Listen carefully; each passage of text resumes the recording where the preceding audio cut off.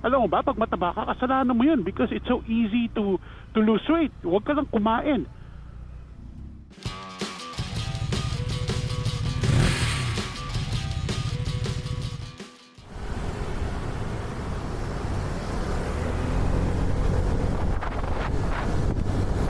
Hi guys, welcome back. Hi. Dami issue ngayon.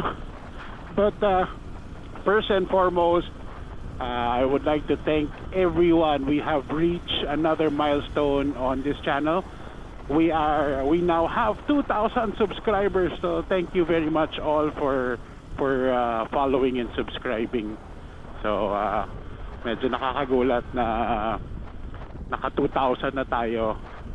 And I can't help but appreciate everyone who have been following us since a few years ago. So, ngayon, since we're already in the topic of being a content creator and all those, recently, medyo matunog nga yan mga celebrity endorsers, influencers, on what they are promoting. Kasi I think it was Nadine ba yan? The celebrity, who out of nowhere suddenly promoted gambling.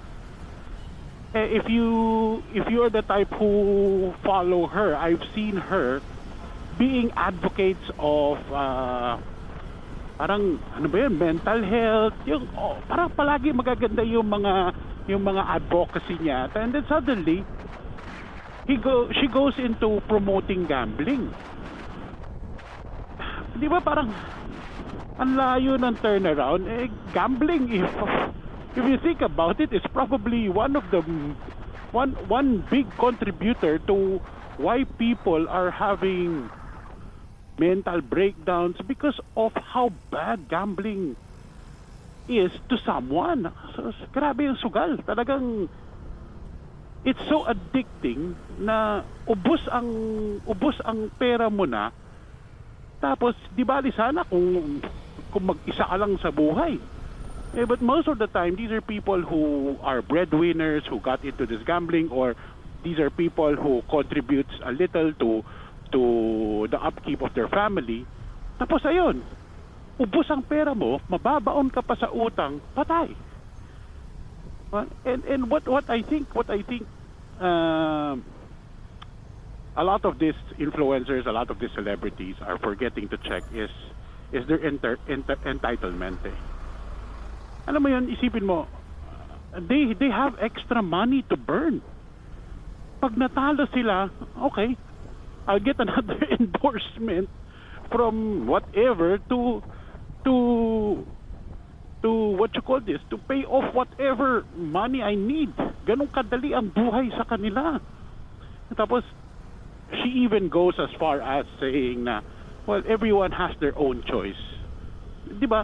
By saying that, hindi mo ba parang sinabi rin na you were very willing to endorse a really bad vice because you also had the choice not to endorse it. As if naman walang ibang products na pwede mo i-endorse. I would rather you be endorsing a bathroom padlock kesa endorsing na pang-gambling. Medyo ayun ko, sa akin, sorry, I've lost some respect to someone who actually promotes gambling. Parang though hindi naman illegal, gambling has been legalized. But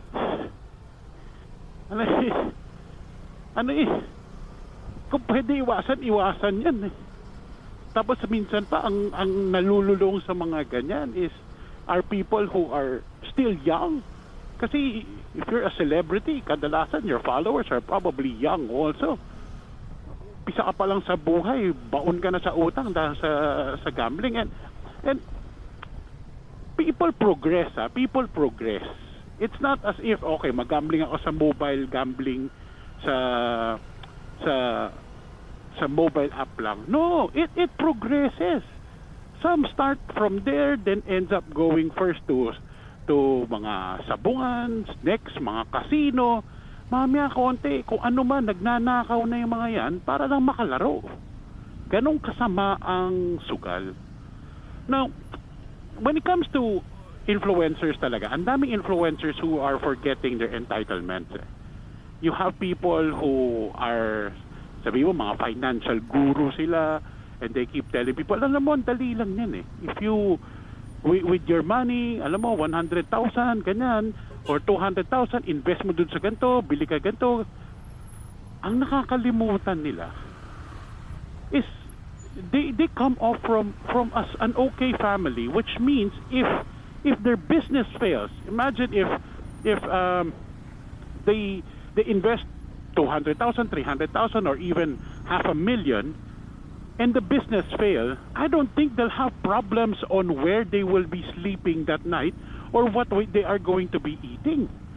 Kasi they have probably well-off family. O yung iba naman, easy, they start a business, they become really big, tapos sasabihin nila, oh, alam mo, ako, I started from nothing. Wala akong pera dati. Then I invested in, I started this small business, ganun. Pero ang hindi nila sinasabi is, pinautang sila ng magulang nila na wala malamang interest, at kung hindi nila mabayaran, hindi sila hahabulin ng bangko.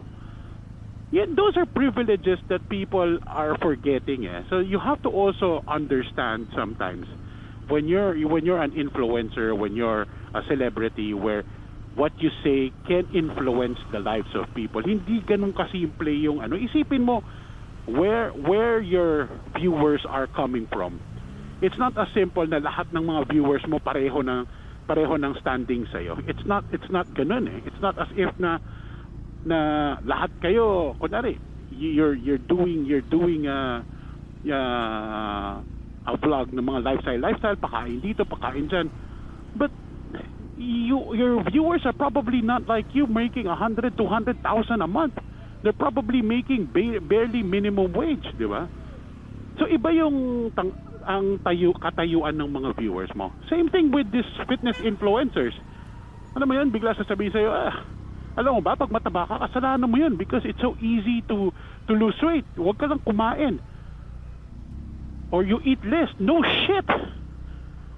That's not something new. Everybody knows. Kahit na walang pinag-aralan, alam ng tao yan, huwag ka kumain o bawasan mo, kain mo, papayat ka.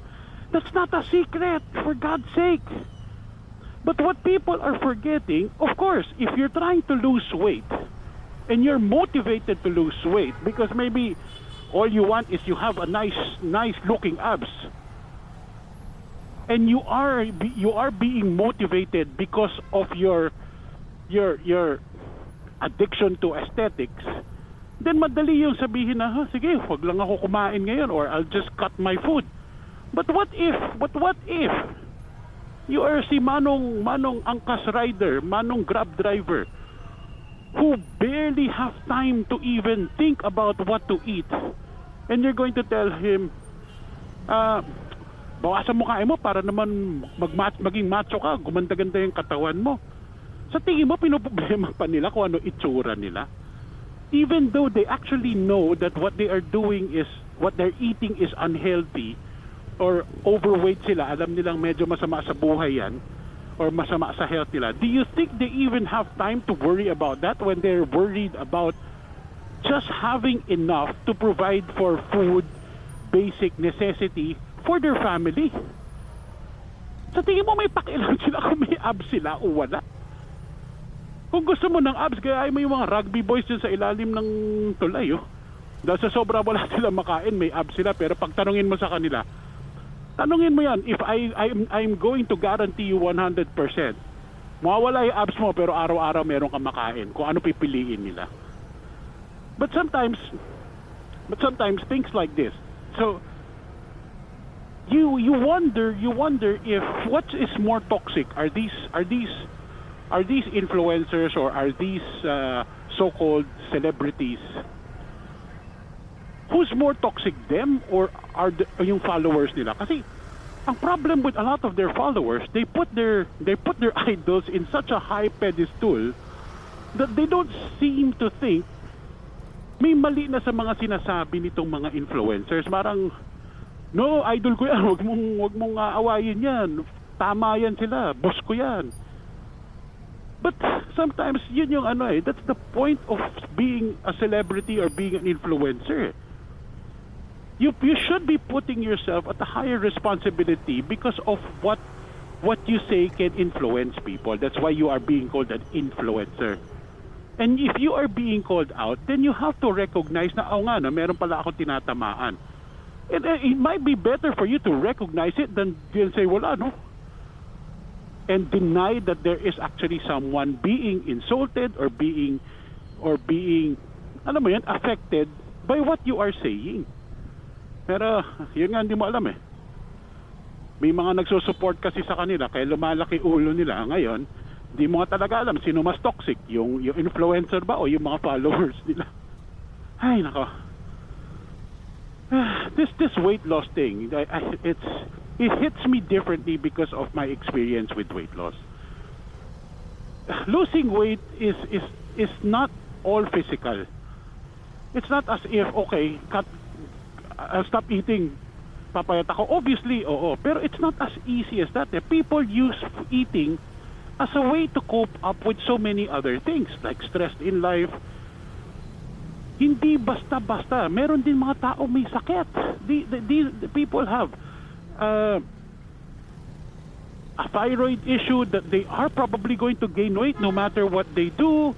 Alam mo yun, may mga ganong issue rin. So it's not as simple as saying, uy, just cut what you eat. Malay mo, makatipid ka pa ng pera if you stop eating. Ay, nako.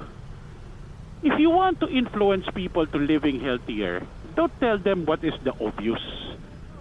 It's like telling someone who's depressed, uy, pakasaya ka lang. It's not that simple.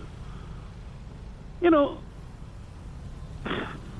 you think someone who's very buff, someone who has all these abs, someone who works out in the gym can maintain that figure, can maintain all those muscles by eating less? Stupid. No. You actually need to feed yourself more protein. That's why these bodybuilders consume a lot of calories, because they have to maintain the muscles.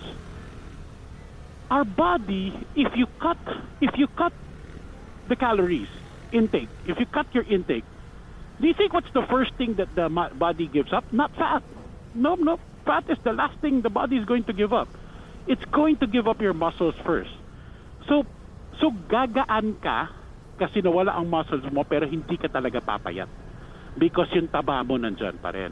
And the more you stress your body, the more less food you eat, the body will protect itself by keeping and holding onto the fat longer and longer and longer. The only way you want to make sure that you lose weight properly is to not just cut your intake, but not cut the amount of protein that you take. That's why hindi ganun kasimple for someone who is barely making enough money to tell them na, oh, just eat less. No, it's not eating less. It's eating less carbs. But you have to replace those with protein, which is not cheap. Pancit Canton is cheap. That's carbs. Rice is cheap. That's carbs. Pasta is cheap. That's carbs. You want protein? You need meat. You need egg. Isang pirasong itlog is equivalent of probably isang pancit canton, if I'm not mistaken. Ano sa tingin mas mabubusog yung tao? Isang pancit canton o isang pirasong itlog?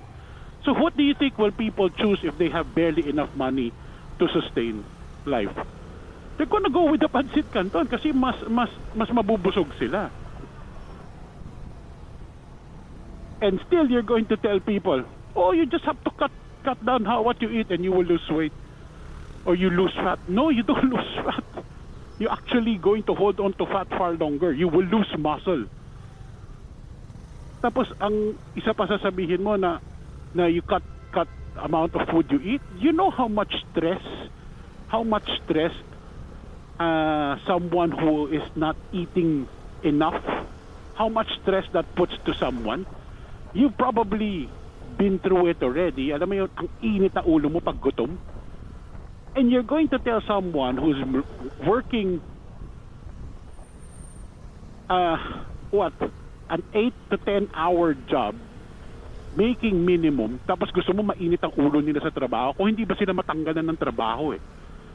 And then here comes Mr. Influencer who's probably has all the money, who doesn't even need to go to work. So pag mainit ang ulo niya, hindi wala siyang gagawin, doon lang siya sa bahay o punta lang siya sa gym.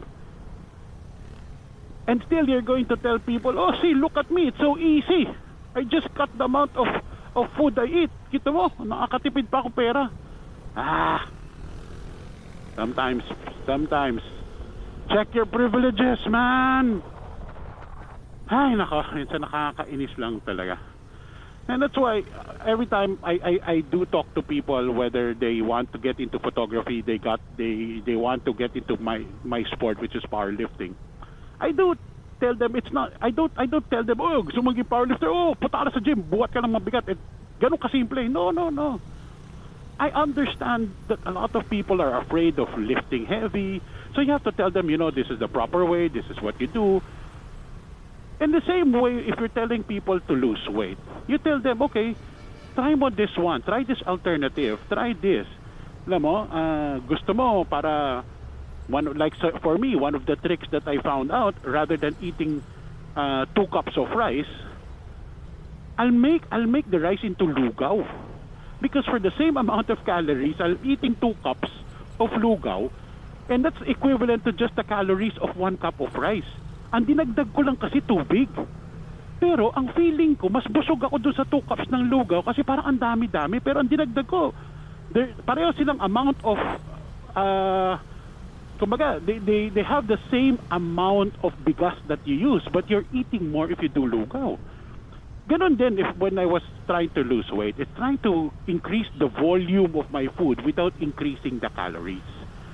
Hulay, yun nga lang, mahal, di ba? But so, I'm not expecting everyone who's barely making enough money to, mag-zucchini ka, magganyan ka. No. Kaya nga yung lugaw is a nice hack eh. Kasi people tend to eat more nang wala naman silang dinadagdag sa pagkain nila kundi tubig. And I think naman everyone can afford a little bit more water on their rice. Diba? Pero yun, ganon lang yan sa akin.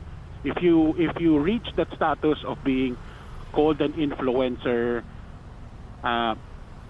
mind you, please check your privileges. Hindi lahat ng viewers nyo is where you are standing from. You have to understand, sa iba-ibang walks of life yung mga tao sa internet.